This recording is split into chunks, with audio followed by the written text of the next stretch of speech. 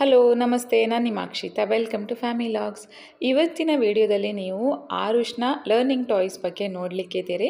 ಹಾಗೆ ಅವನು ಅದನ್ನು ಹೇಗೆ ಯೂಸ್ ಮಾಡ್ತಾನೆ, ಹೇಗೆ ಆಟ ಆಡಿಸ್ತಾನೆ ನಾನು ಅಂಥೇಳಿ ಡಿಟೇಲ್ ಆಗಿ ನೀವು ನೋಡಬಹುದು. ಮಿಸ್ ಮಾಡದೆ ಕೊನೆಯವರೆಗೆ ವಿಡಿಯೋನ ನೋಡಿ.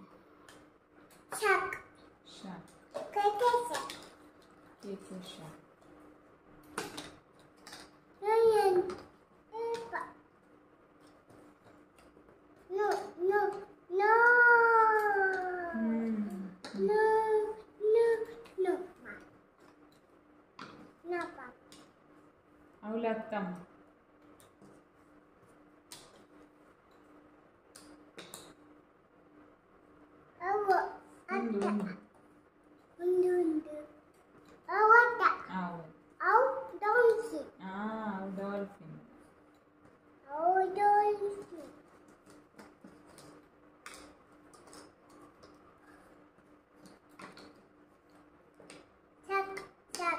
Baby shark, baby shark, kitty shark, baby shark, baby shark, baby shark, baby shark. Joy ಮಾಡುವಂತಹ ಪಸಲ್ ಇದು. ಇದನ್ನು ತೊಗೊಂಡದ್ದು ಅವನಿಗೆ 1 ವರ್ಷ 2-3 ತಿಂಗಳಾಗುವಾಗ ತೊಗೊಂಡದ್ದು ಅನಿಸುತ್ತೆ. ಇನಿಷಿಯಲ್ ಡೇಸಲ್ಲಿ ಅವನು ಯೂಸ್ ಮಾಡ್ತಿರಲಿಲ್ಲ, ಅಂದರೆ ಅವನಿಗೆ ಗೊತ್ತಿರಲಿಲ್ಲ ಹೇಗೆ ಯೂಸ್ ಮಾಡೋದು, ಹೇಗೆ ಆಡೋದು ಅಂಥೇಳಿ. ನಾವೇ ಕೂತ್ಕೊಂಡು ದಿನಾಲೂ ಆಡ್ತಾ ಇದ್ವಿ ಅವನ ಮುಂದೆ. ಸ್ವಲ್ಪ ದಿನ ಆದಮೇಲೆ ಇದರಲ್ಲೊಂದು ಆಕ್ಟೋಪಸ್ ಇದೆ, ಅದನ್ನು ಹಿಡ್ಕೊಂಡು ಆಡೋದಕ್ಕೆ ಸ್ಟಾರ್ಟ್ ಮಾಡಿದ. ಈ ಶಾರ್ಕ್ ಮತ್ತು ಡಾಲ್ಫಿನ್ ಸ್ವಲ್ಪ ಸಿಮಿಲರ್ ಇದೆ ಕಲರ್, ಹಾಗಾಗಿ ಅವನಿಗೆ ಮೊದಲೆಲ್ಲ ಆಡಲಿಕ್ಕೆ ಗೊತ್ತಾಗ್ತಿರಲಿಲ್ಲ, ಅದನ್ನು ಯಾವುದಕ್ಕೆ ಹೇಗೆ ಇಡಬೇಕಂತ ಹೇಳಿ ಗೊತ್ತಾಗ್ತಿರಲಿಲ್ಲ, ತುಂಬ ಸಿಮಿಲರ್ ಇರೋದ್ರಿಂದ. ಆಕ್ಟೋಪಸ್ ಒಂದು ರೆಡ್ಡಿಶ್ ಆಗಿದೆ, ಮತ್ತು ಫಿಶ್ ಒಂದು ಅಲ್ಲಿ ನಿಮಗೆ ಸೈಡಲ್ಲಿ ಕಾಣ್ತಿರಬಹುದು, ಅದು ಯೆಲ್ಲೋ ಕಲರಲ್ಲಿದೆ. ಫಸ್ಟಿಗೆ ಅವನು ಕಲಿತದ್ದು ಆಕ್ಟೋಪಸ್ ಮತ್ತು ಫಿಶ್ ಮತ್ತು ಶಾರ್ಕ್ ಮತ್ತು ಡಾಲ್ಫಿನ್ ಕೂಡ ಮಾಡೋದಕ್ಕೆ ಶುರು ಮಾಡಿದ್ದಾನೆ. ಇಲ್ಲಿ ನೀವು ವಿಡಿಯೋದಲ್ಲಿ ನೋಡುವಾಗ ನೀವು ನೋಡ್ತಿರ್ಬೋದೇನೆಂದರೆ, ನಾನು ಸಪ್ರೇಟ್ ಮಾಡಿ ಇಟ್ಟಿದ್ದೇನೆ ಯಾವ ಸೆಟ್ ಯಾವುದಕ್ಕಂತ ಹೇಳಿ. ಆದರೆ ಇದು ಒಂದು 2-3 ವಾರದ ಹಿಂದೆ ನಾನು ಕ್ಯಾಪ್ಚರ್ ಮಾಡಿರೋದು. ಇವಾಗ ಅವನೇ ಚೂಸ್ ಮಾಡ್ತಾನೆ, ಅದು ಫುಲ್ ಬಾಕ್ಸಲ್ಲಿ ತೆಗೆದು ಅವನೇ ಚೂಸ್ ಮಾಡ್ತಾನೆ ಯಾವುದ್ರದ್ದು ಯಾವುದಂತ ಹೇಳಿ. ಡಾಲ್ಫಿನ್ ಮತ್ತು ಶಾರ್ಕಿದ್ದು ಮೊದಲೆಲ್ಲ ಅವನಿಗೆ ಗೊತ್ತಾಗ್ತಿರಲಿಲ್ಲ. ಫಿಶ್ ಮತ್ತು ಆಕ್ಟೋಪಸ್ ಅವನೇ ಡಿಫ್ರೆನ್ಷಿಯೇಟ್ ಮಾಡ್ತಿದ್ದ. ಇವಾಗ ಕಂಪ್ಲೀಟಾಗಿ ಪಝಲನ್ನು ಅವನೇ ಸಾಲ್ವ್ ಮಾಡ್ತಾನೆ. ಸೊ ನಾವು ಸ್ಲೋಲಿ ಕಲಿಸಬೇಕು. ಹಾಗೆ ಅವರು ಮಾತಾಡುವಾಗ ನಾವು ಅರ್ಜೆಂಟ್ ಅವಸರ ಮಾಡದೆ, ಅವರು ಹೇಳುವವರೆಗೆ ನಾವು ವೆಯ್ಟ್ ಮಾಡಿ, ಅವರೇನೋ ಒಂದು ಹೇಳ್ತಾರಲ್ವ, ಅದನ್ನು ನಾವು ಕೇಳಿ ಅರ್ಥ ಮಾಡಿಕೊಂಡು ಅದಕ್ಕೆ ರೆಸ್ಪಾಂಡ್ ಮಾಡಿ, ಅದಾದಮೇಲೆ ನಾವು ಅವರಿಗೆ ಆಟ ಆಡಿಸಬೇಕು.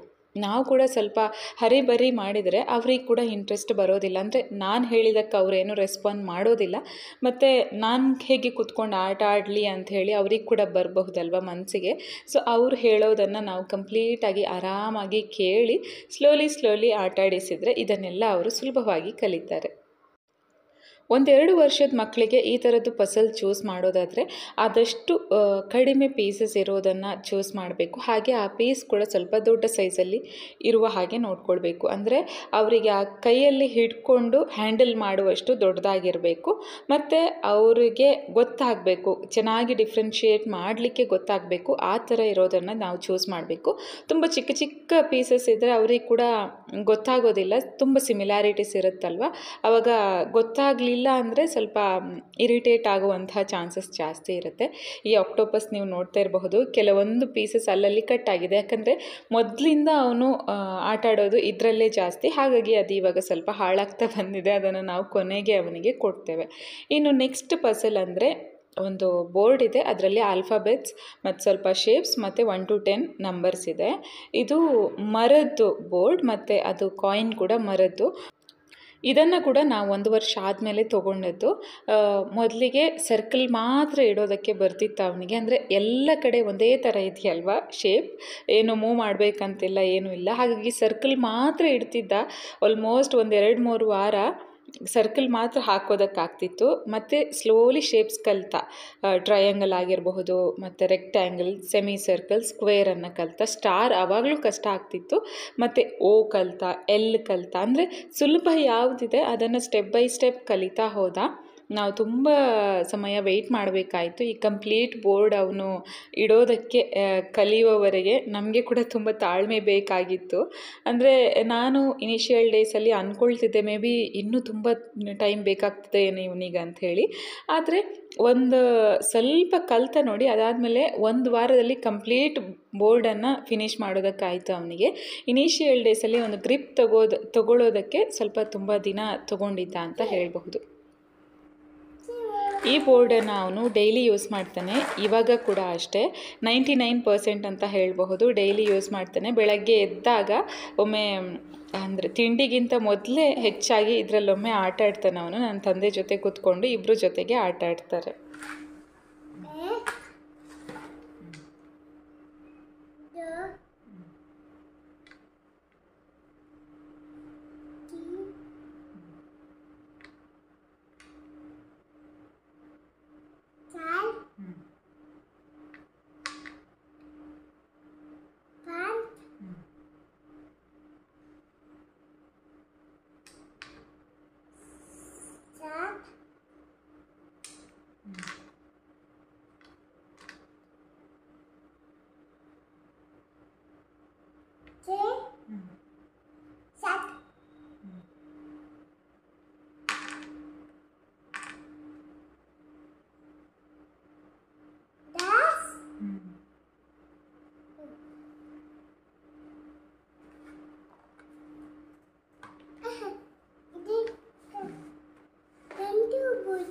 ಎಂಟು ಗೋಡೆ.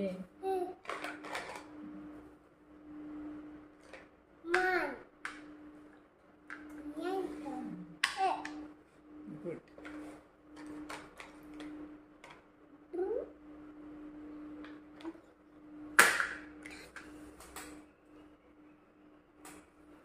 ಇದು ಒಂದು ರುಟೀನ್. ಅಂದರೆ ಫಸ್ಟ್ ನಂಬರ್ಸ್ ಇಡೋದು, ಅದಾದಮೇಲೆ ಶೇಪ್ಸ್ ಇಡೋದು, ಅದಾದಮೇಲೆ ಆಲ್ಫಾಬೆಟ್ಸ್ ಇಡೋದು. ಇದು ಅವರೇ ಇಬ್ಬರು ಕಲ್ತದ್ದು, ನಮ್ಮ ಪಪ್ಪ ಮತ್ತು Arush. Rectangle is miss.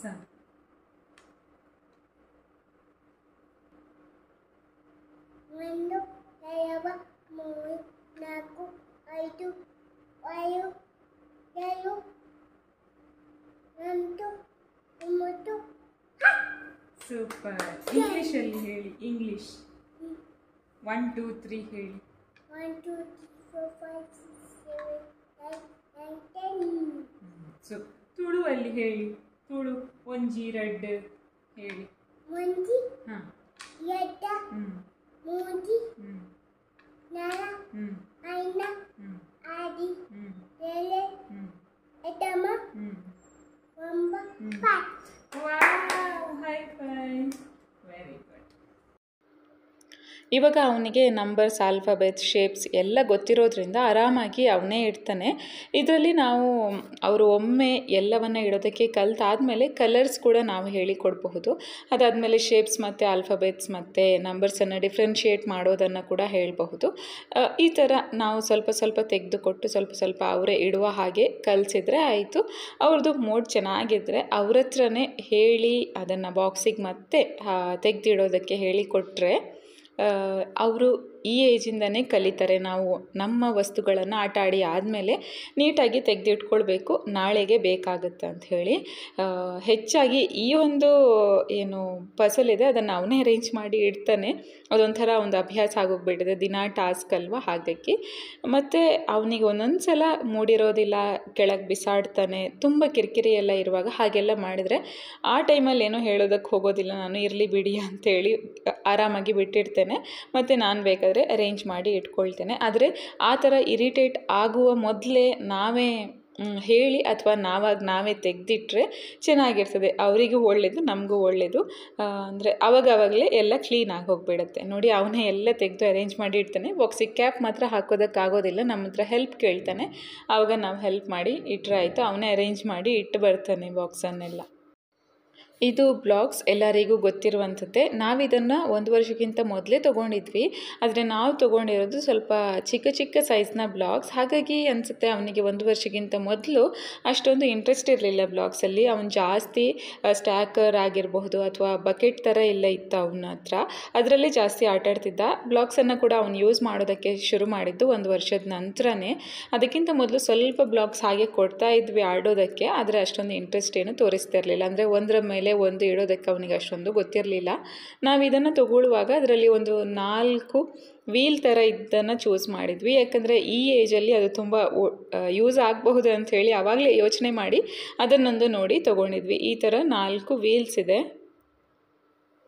Green white forward, blue and orange,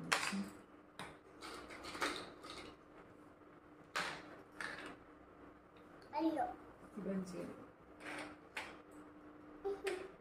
Hello, hello. Judith.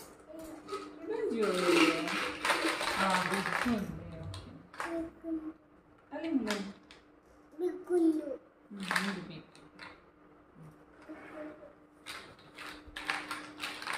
Big. Four. Fun big. Big bus. Yes. Fun bus. Small. Green. Yellow. Green on the wheel. Funny. Yes, small. Is it right?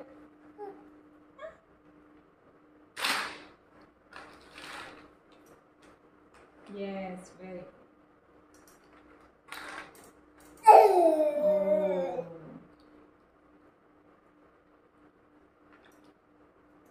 Very good.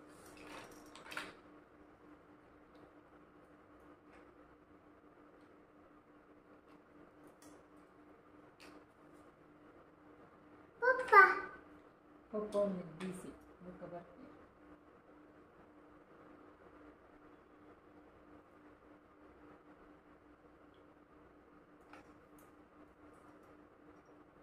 What is it? Oink. Oink. Oink. Oink. Oink. Orange. Oink. Orange.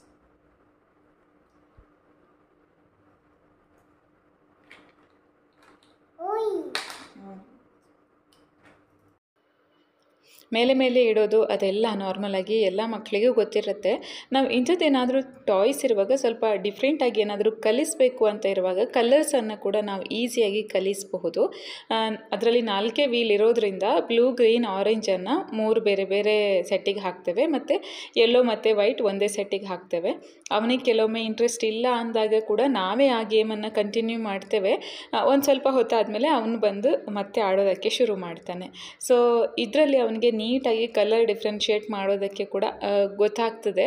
ಮತ್ತು ಸ್ವಲ್ಪ ಡಿಫ್ರೆಂಟಾಗಿ ಯೋಚನೆ ಕೂಡ ಮಾಡ್ತಾರಲ್ವ, ಅಷ್ಟು ಯೋಚನೆ ಮಾಡಿ ಅದೇ ಪ್ಲೇಸಿಗೆ ಕೊಂಡೋಗಿ ಇಡೋದಕ್ಕೆ ಸ್ವಲ್ಪ ಟೈಮ್ ತೊಗೊಳ್ತಾರೆ. ಆರಾಮಾಗಿ ಆಡಿದ್ರಾಯಿತು. ಇವತ್ತು ಒಂದೇ ಸಲ ಕೂತ್ಕೊಂಡು ಇಷ್ಟೊಂದು ಆಟ ಆಡಿಸ್ತಾ ಇದ್ದೇನೆ ಅಲ್ವಾ, ಹಾಗಾಗಿ ಸ್ವಲ್ಪ ಅವನಿಗೆ ಬೋರ್ ಕೂಡ ಆಗ್ತಾ ಇರಬಹುದು. ಇಲ್ಲದಿದ್ದರೆ ಕಂಟಿನ್ಯೂಸ್ ಆಗಿ ನಾನು ಇಷ್ಟೊಂದು ಏನು ಆ್ಯಕ್ಟಿವಿಟೀಸ್ ಮಾಡಿಸೋದಿಲ್ಲ, 1-2 ಮಾಡಿಸಿ ಅದಾದಮೇಲೆ ಬೇರೆ ಆಟ ಆಡಿಸ್ತೇನೆ. ಆದರೆ ಆವಾಗದಿಂದ ಇವಾಗದವರೆಗೆ ಒಂದೇ ಕಡೆ ಕೂತ್ಕೊಂಡಿದ್ದಾನೆ. ಸೊ ಸ್ವಲ್ಪ ಸುಸ್ತಾಗಿರಬಹುದು. ನೆಕ್ಸ್ಟ್ ಒಂದು ಸ್ಲೇಟ್ ತೋರಿಸ್ತೇನೆ. ಅದರಲ್ಲಿ ಬಾರ್ಡರಿಗೆ ಒಂದು ಗಮ್ ಟೇಪ್ ಹಾಕಿದ್ದೇನೆ, ಅದನ್ನು ಪ್ಲೀಸ್ ಇಗ್ನೋರ್ ಮಾಡಿ. ಬೆಂಡೆಕಾಯಿ. ಬೆಂಡೆಕಾಯಿ, ಬೆಂಡೆಕಾಯಿ. ಬೆಂಡೆಕಾಯಿ, ತೊಂಡೆಕಾಯಿ.